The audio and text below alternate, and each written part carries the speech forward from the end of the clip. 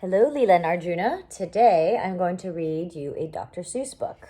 Leela, you love Dr. Seuss. I actually got a few Dr. Seuss books this week. Today's is Dr. Seuss's sleep book. So hopefully, maybe it'll help you sleep, or at least calm you guys down a little bit. How do I want to set this up? The news just came in from the county of Keck that a very small bug by the name of Van Vleck is yawning so wide you can look down his neck. This may not seem very important, I know, but it is, so I'm bothering telling you so. A yawn is quite catching, you see, like a cough. It just takes one yawn to start other yawns off. Now, the news has come in that some friends of Van Vleck's are yawning so wide you can look down their necks. At this moment right now, under 7 more noses, great yawns are in blossom. They're blooming like roses.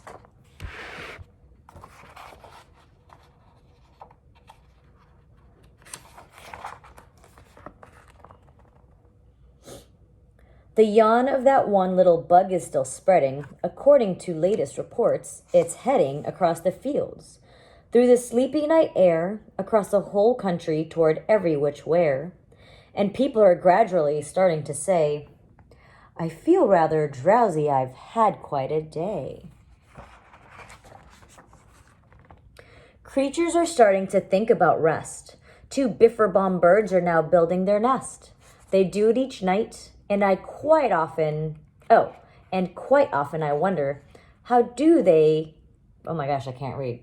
they do this big job without making a blunder.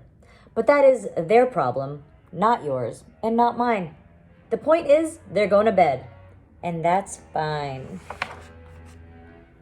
Sleep thoughts are spreading throughout the whole land. The time for night brushing of teeth is at hand. Up at Herkheimer Falls, where the great river rushes and crashes down crags in great gargling gushes, the Herkheimer sisters are using their brushes. Those falls are just grand for toothbrushing beneath, if you happen to be up that way with your teeth. Interesting. The news just came in from the castle of Krupp that the lights are all out and the drawbridge is up. And the old drawbridge drawer just said with a yawn, my drawbridge is drawn and it's going to stay drawn till the milkman delivers the milk about dawn. I'm going to bed now, so nobody better come round with a special delivery letter. The number of sleepers is steadily growing. Bed is where more and more people are going. In Culpeper Springs, in the Stiltwater's hall, the Stiltwater stilts are all stacked on the wall. The Stiltwater walkers have called it a day. They're all tucked out and they're snoozing away. This is very big news. It's important to know, and that's why I'm bothering to telling you so. Why, way out in the west, in the town of Merced, the Hinklehorn Honking Club just went to bed. Every horn has been quietly hung on a hook for the night in its own private hinkled horn nook. All this long happy day they've been honking about, and the Hinklehorn honkers have honked themselves out. But they'll wake up quite fresh in the morning, and then they'll start right in Hinklehorn honking again. Everywhere, creatures are falling asleep. The collapsible Frink just collapsed in a heap. And by adding the Frink to the others before, I'm able to give you the Who's Asleep score. Right now, 40,404 creatures are happily, deeply in slumber. I think you'll agree that's a whopping fine number. Counting up sleepers, just how do we do it? Really quite simple, there's nothing much to it. We find out how many, we learn the amount by an audio-tally-o-tally-o count. On a mountain halfway between Reno and Rome, we have a machine in a plexiglass dome, which listens and looks into everyone's home. And whenever it sees a new sleeper go flop, it jingles and lets a new biggle ball drop. Our chap counts these balls as they plop in a cup, and that's how we know who is down and who's up. Do you talk in your sleep? It's a wonderful sport, and I have some news of this sport to report. The world champion sleep talkers Joe and Mo Redzoff have just gone to sleep and they're talking their heads off. For 50 years now, each chattering brother has babbled and gabbled all night to each other. They've talked about laws and they've talked about gauze. They've talked about paws and they've talked about flaws. They've talked quite a lot about old Santa Claus. And the reason I'm telling you this is because you should take up this report, or you should take up this sport. It's just fine for the jaws. Do you walk in your sleep? I just had a report of some interesting news of this popular sport. Near Finnegan Fen, there's a sleepwalking group, which not only walks, but it walks a la hoop. Every night they go miles. Why, they walk to such lengths they have to keep eating to keep up their strength. So every so often one puts down his hoop, stops hooping, and does some quick snooping for soup. That's why they're known as the Hoop Soup Snoop Group. That's why they're known as the Hoop Soup Snoop Group. Well, that's a really hard group name. Sleepwalking, too, are curious crandalls who sleepwalk on hills with assorted sized candles. The crandalls walk nightly in slumbering peace, in spite of slight burns from the hot dripping grease. The crandalls wear candles because they walk far, and if they wake up, want to see where they are. Well, that's smart. They walk with their candles so that if they end up in the dark, they're not completely lost and confused. Probably still lost, though. Now, the news has arrived from the Valley of Vale that a Chippendale mupp has just bitten his tail, which he does every night before shutting his eyes. Such nipping sounds silly, but really it's wise. He's biting his own tail? Gross, look at that. It's gotta hurt. He has no alarm clock, so this is the way he makes sure that he'll wake up at the right time of day. His tail is so long he won't feel any pain till the nip makes the trip and gets up to his brain. In exactly 8 hours, the Chippendale mupp will at last feel the bite and yell, "Ouch!" and wake up. A Mr. and Mrs. J. Carmichael Crocs have just gone to bed and near the town of Fort Knox. Mama's been to Fort Knox. I had some training there a long time ago when I was still in college. And they, by the way, have the finest of clocks. I'm not at all sure that I quite understand just how the thing works with that one extra hand. But I do know this clock does one very slick trick. It doesn't tick-tock. How it goes is tock-tick.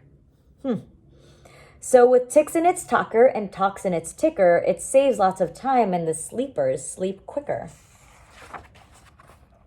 What a fine night for sleeping from all that I hear. It's the best night for sleeping in many a year. They're even asleep in the Zwibick Motel, and people don't usually sleep there too well. The beds are like rocks, and as everyone knows, the sheets are too short. They won't cover your toes. Ooh, that's weird.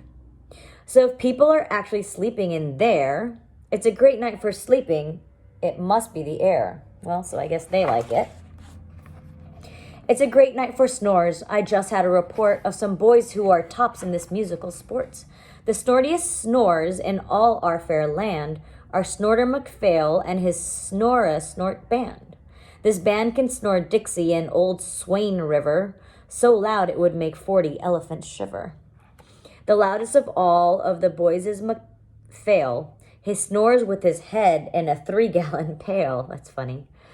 So they snore in a cave and 20 miles out of town. If they snored closer in, they would snore the town down. Oof, I would not be able to sleep with all that snoring. Do you know who's asleep out in Funa Laguna?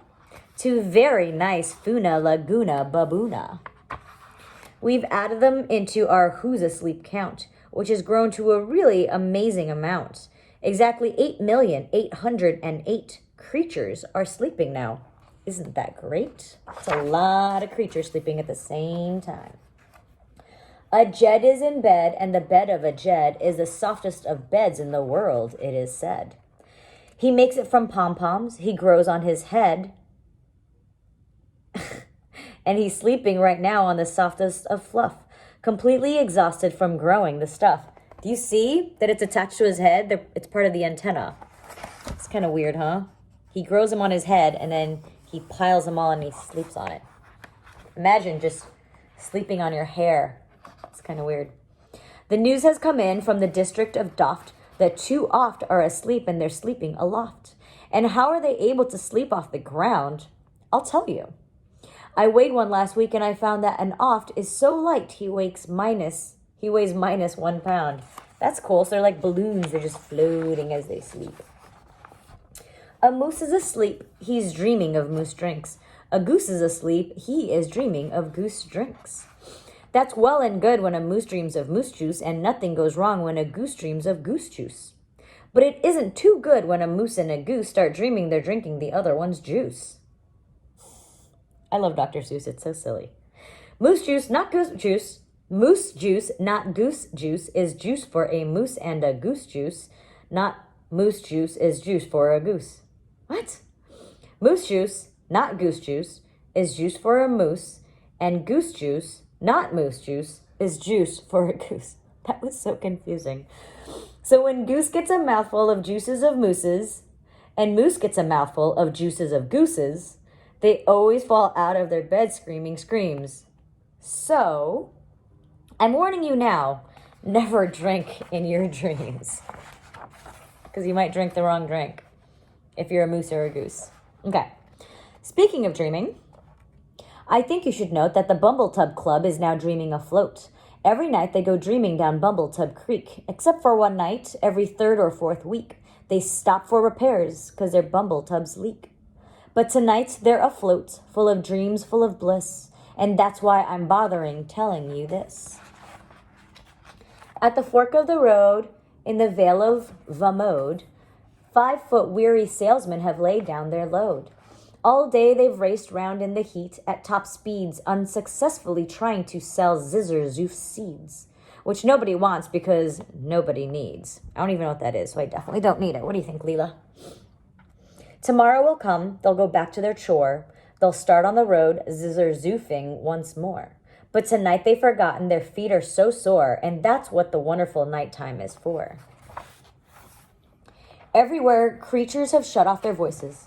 They've all gone to bed in the beds of their choices. They're sleeping in bushes, they're sleeping in crannies, some on their stomachs and some on their fannies. They're peacefully sleeping in comfortable holes, some even on soft-tufted barbershop poles.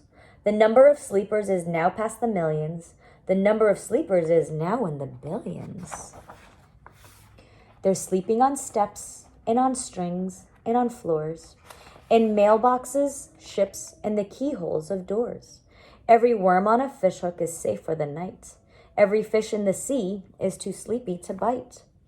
Every whale in the ocean has turned off his spout. Every light between here and Farfoodle is out. And now, adding things up, we are way beyond billions. Our Who's Asleep score is now up in the zillions.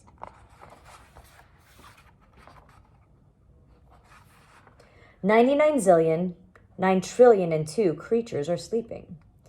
So, how about you, Leela and Arjuna? Are you sleeping?